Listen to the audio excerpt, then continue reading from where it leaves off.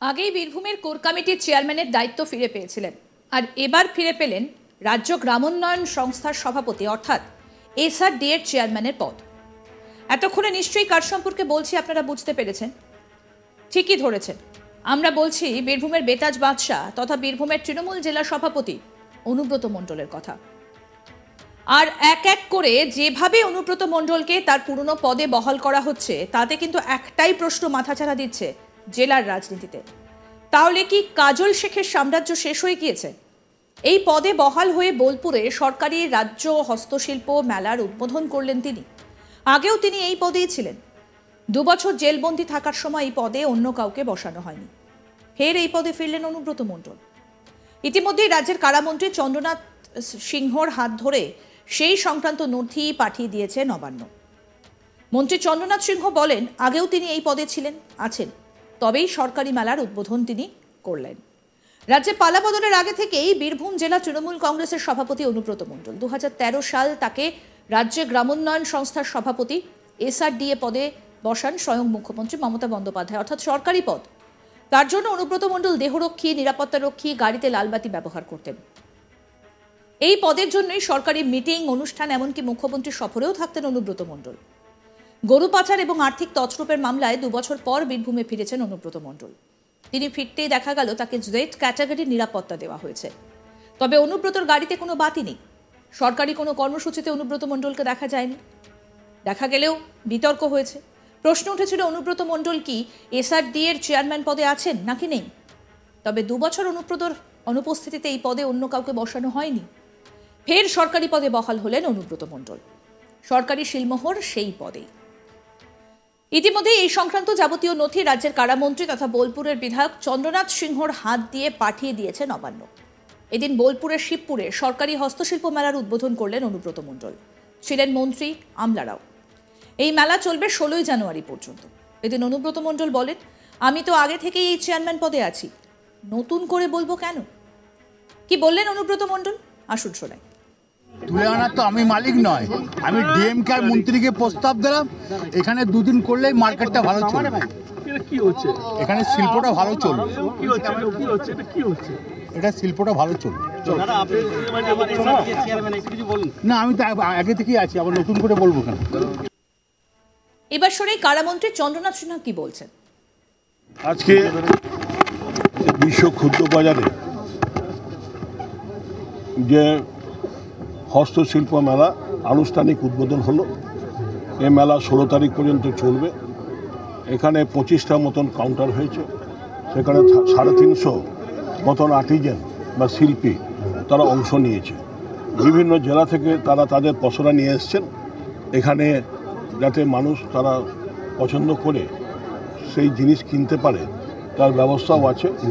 আমরা চাই আপনাদের মাধ্যমে এটা এই এলাকায় যদি প্রচার হয়, মানুষ যাতে আসেন। তো এই বছর ভালো খবর, 30 তারিখ থেকে মানুষ আসছেন।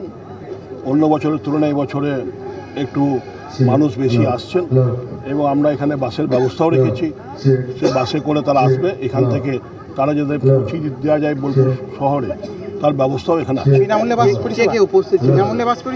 হ্যাঁ, বিনামূল্যে। এই বাসটা বিনামূল্যে এখানে আজকে উদ্বোধন করলেন আমাদের এসআরডি এর চেয়ারম্যান অনুব্রত মণ্ডল মহাশয়। এখানে উপস্থিত ছিলেন জেলার সভাধিপতি। তৃণমূল সাংসদ শতাব্দী রায়ের কি বক্তব্য শুনবো এবার। ক্লাবের খেলা আছে, ফুটবল খেলা। এখন তো এই সময় সব জায়গায় ফুটবল টুর্নামেন্টই হচ্ছে, যেটা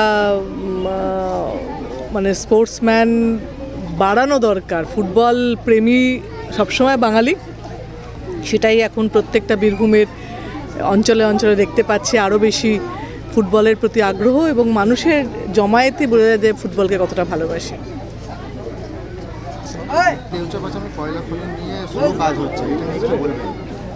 যিনি করছেন, যারা করছেন তারা উত্তর দেবেন, জানি না।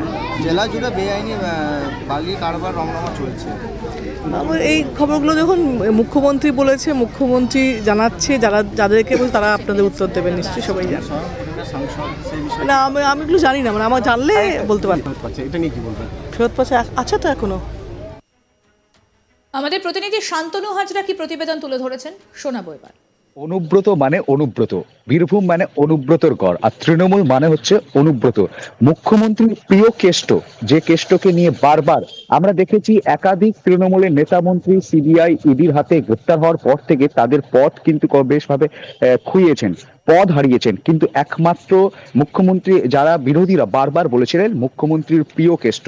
তো সেই প্রিয় কেষ্টকে, মুখ্যমন্ত্রীর প্রিয় কেষ্ট কথাতে কিন্তু শিলমোহর দিয়েছেন রাজ্যের মুখ্যমন্ত্রী তৃণমূল সুপ্রিমো মমতা বন্দ্যোপাধ্যায় খোদ। কারণ দেখা গিয়েছে যে কলকাতা ইন্ডোর স্টেডিয়ামে যখন অনুব্রত মণ্ডল তিহারে বন্দী ছিল, সেই মুহূর্তেই কিন্তু অনুব্রত মণ্ডলকে বীরের সম্মান দিয়ে ফিরিয়ে আনতে হবে, এমনটাই কিন্তু প্রকাশ্য মঞ্চ থেকে মুখ্যমন্ত্রী জানিয়ে দিয়েছিলেন তৃণমূল কর্মী সমর্থকদের। একই সঙ্গে তিনি আরো বলেছেন যে বীরভূমের যে 2024-এর নির্বাচন, লোকসভা নির্বাচন, সেই নির্বাচন চলাকালীন বীরভূমের যতগুলি সভা মুখ্যমন্ত্রী করেছেন তিনি কিন্তু বারবার অনুব্রত মণ্ডলের নাম করেছেন, অনুব্রতর প্রশংসাই করেছেন। অনুব্রত মণ্ডল তৃণমূলে এমন এক জেলা সভাপতি, যে জেলা সভাপতি তিহারে বন্দী থাকাকালীন থাকা সত্ত্বেও মুখ্যমন্ত্রী তাকে কিন্তু বীরভূমের যে তৃণমূলের জেলা সভাপতি পদ, সেই পদে বহাল রেখেছিলেন।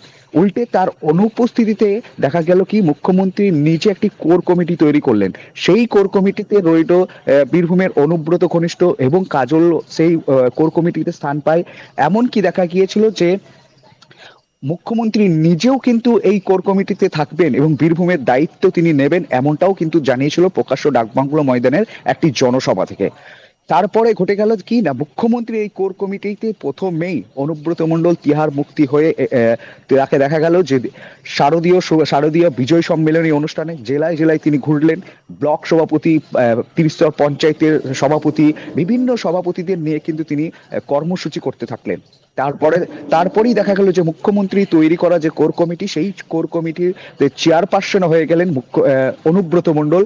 তারপরে দেখা গেল যে একের পর এক জেলা কোর কমিটির বৈঠক ডাকলেন 2 বছর পর, সেখানে সরাসরি মুখোমুখি হলেন সাংসদ শতাব্দী রায় ও অনুব্রত মণ্ডল। 2024-এর নির্বাচনে যে ফলাফল বা যে জয়লাভ তৃণমূল অর্জন করেছে, সেই অর্জনের কৃতিত্ব কিন্তু কাজল শেখ খোদ অনুব্রত মণ্ডলকে কখনো অভিভাবক, কখনো গুরু, অনুব্রত শিষ্য হিসেবে নিজেকে পরিচয় দিয়েছেন।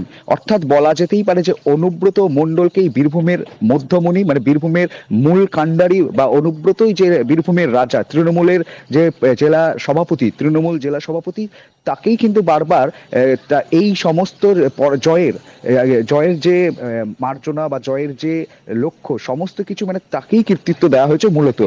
একই সঙ্গে অনুব্রত ঘনিষ্ঠ মানুষজনও কিন্তু বারবার অনুব্রত মণ্ডলেরই প্রশংসা করেছেন। অন্যদিকে অনুব্রত যুযুধার নেতা কাজল শেখ, তিনি নিজেও বারবার, একবার না একাধিকবার আজ তাক বাংলার অকপটেও তিনি কিন্তু এই উত্তর দিয়েছেন, কখনো বিভিন্ন সংবাদ মাধ্যমকে উত্তর দিয়েছেন যে অনুব্রতই, টিম অনুব্রত কিন্তু বীরভূমে জয়লাভ করিয়েছে।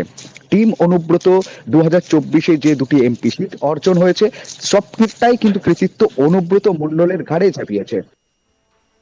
আরো আপডেট পেতে দেখতে থাকুন আজ তাক বাংলা, সাবস্ক্রাইব করুন, নোটিফিকেশন পেতে বেল বাটন অপশন প্রেস করুন। এই ভিডিও সম্পর্কে আপনার মতামত জানান কমেন্ট করে, হোয়াটসঅ্যাপে ফলো করুন আজ তাক বাংলা।